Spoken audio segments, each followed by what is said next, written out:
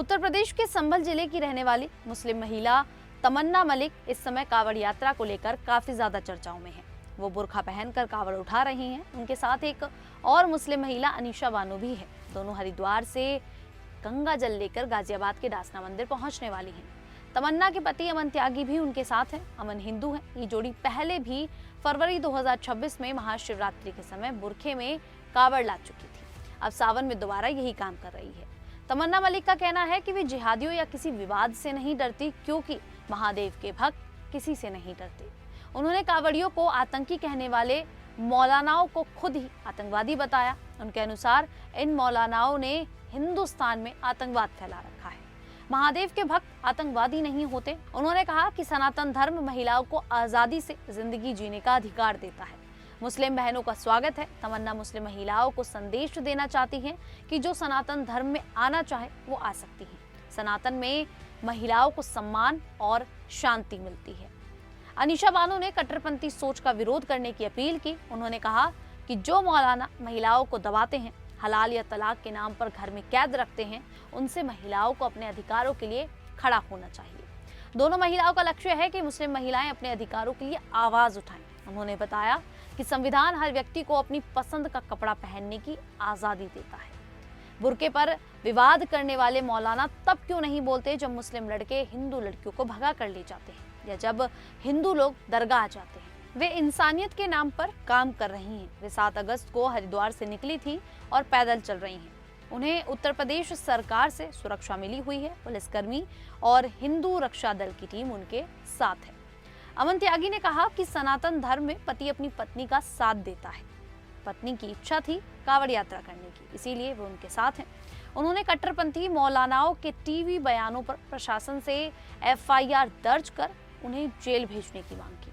दोनों के गुरु विशाल दास जी हैं, जिन्होंने उनका साथ दिया। वे 11 तारीख को डासना मंदिर पहुंचेंगे। इससे पहले फरवरी में भी तमन्ना बुर्का पहनकर कांवड़ लेकर आई थी। उस समय भी इसको लेकर काफी विवाद हुआ था। हालांकि कुछ जगह पर लोगों ने उनका स्वागत किया और उन पर फूल भी बरसाए। अब तमन्ना दोबारा कांवड़ लेकर हरिद्वार जा रही हैं। इस बार संभल प्रशासन ने इस मामले में सख्ती दिखाई है। SDM कोर्ट ने तमन्ना और अमन को नोटिस जारी किया है। कोर्ट का कहना है कि उनके इस कदम से इलाके में शांति व्यवस्था बिगड़ने की आशंका है। इसी वजह से दोनों को 6 महीने के लिए 20-20 हजार रुपए के निजी मुचलके पर पाबंद किया गया है। साथ ही दोनों को कोर्ट में व्यक्तिगत रूप से पेश होकर ये बताने को कहा गया है कि तमन्ना बुर्का पहनकर कांवड़ क्यों ला रही हैं। अमन ने जमानत कराते हुए कहा कि उन्हें समझ नहीं आ रहा कि नोटिस क्यों दिया गया है। उनका कहना है कि उन्होंने किसी की धार्मिक भावना को ठेस नहीं पहुंचाई है। हर व्यक्ति को अपनी पसंद के कपड़े पहनने और अपनी आस्था के अनुसार काम करने की आजादी है। अमन ने यह भी कहा कि वे आगे भी हरिद्वार जाएंगे और कांवड़ लेकर आएंगे। तमन्ना के कांवड़ लाने के मामले पर मुस्लिम समाज के कुछ मौलानाओं और लोगों की प्रतिक्रिया उनके खिलाफ आई है। कई मौलानाओं ने इसे इस्लाम के खिलाफ बताया। उनका कहना है कि हिंदू युवक से शादी करने के बाद तमन्ना अब मुस्लिम नहीं रही। कुछ लोगों ने यह आरोप भी लगाया कि तमन्ना RSS से जुड़ी हुई महिला है और उन्हें ट्रेनिंग देकर ऐसा करने के लिए भेजा गया है। इसके अलावा कुछ लोगों ने उनके धर्म परिवर्तन की जांच कराने और FIR दर्ज करने की मांग भी की है। सपा सांसद जियाउर रहमान बर्क ने कहा कि तमन्ना कोई धर्मगुरु नहीं है, इसीलिए इस मामले को ज्यादा तूल नहीं देना चाहिए। उन्होंने ये भी कहा कि तमन्ना के बयानों और जानकारी को लेकर लोगों का उन पर भरोसा कम हुआ है। वहीं कुछ आम मुस्लिम लोग भी इस मामले से काफी ज्यादा नाराज नजर आए हैं। इससे पहले जब तमन्ना कांवड़ लेकर आई थी तब उन्हें और अमन को जान से मारने और जिंदा जलाने जैसी धमकियां भी मिली थी। इसके बाद दोनों ने पुलिस में शिकायत दर्ज कराई थी। कांग्रेस के कुछ नेताओं ने भी इस मामले पर प्रतिक्रिया दी और इसे मुस्लिम समाज को बदनाम करने की कोशिश बताया। कुछ नेताओं ने इसे लव जिहाद का मामला बताते हुए कई सवाल भी खड़े कर दिए हैं। वहीं हिंदू समाज और कई हिंदू संगठनों की तरफ से तमन्ना को लेकर ज्यादा सकारात्मक प्रतिक्रियाएं भी देखने को मिली हैं। कई जगह पर लोगों ने उनका फूलों से स्वागत किया। विश्व हिंदू परिषद, बजरंग दल और हिंदू रक्षा दल के लोगों ने भी उनकी मदद की।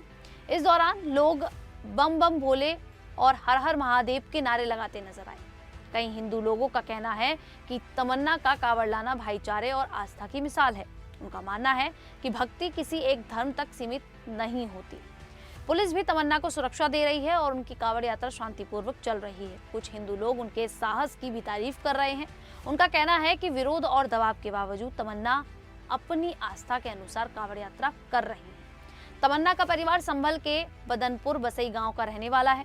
उनकी अमन से शादी करीब 3.5 साल पहले हुई थी। दोनों के 2 बेटे भी हैं। तमन्ना का कहना है कि शादी से पहले उन्होंने एक मन्नत मांगी थी। उन्होंने मन्नत मांगी थी कि अगर उनकी शादी हो गई तो वो कांवड़ लेकर हरिद्वार जाएंगी। अब वो अपनी इसी मन्नत को पूरा कर रही हैं। वहीं प्रशासन का कहना है कि तमन्ना और अमन को जो नोटिस दिया गया है वो सिर्फ इलाके में शांति और कानून व्यवस्था बनाए रखने के लिए है। इसका मतलब धार्मिक आजादी पर रोक लगाना बिल्कुल नहीं है। हालांकि नोटिस मिलने के बावजूद तमन्ना और अमन पीछे नहीं हटे। उन्होंने अपनी यात्रा जारी रखी और मुजफ्फरनगर के शिव चौक पर पहुंचकर परिक्रमा भी की। कुल मिलाकर ये पूरा मामला आस्था, अपनी पसंद से जीने की आजादी, धार्मिक भावनाओं और कानून व्यवस्था से जुड़ा हुआ है।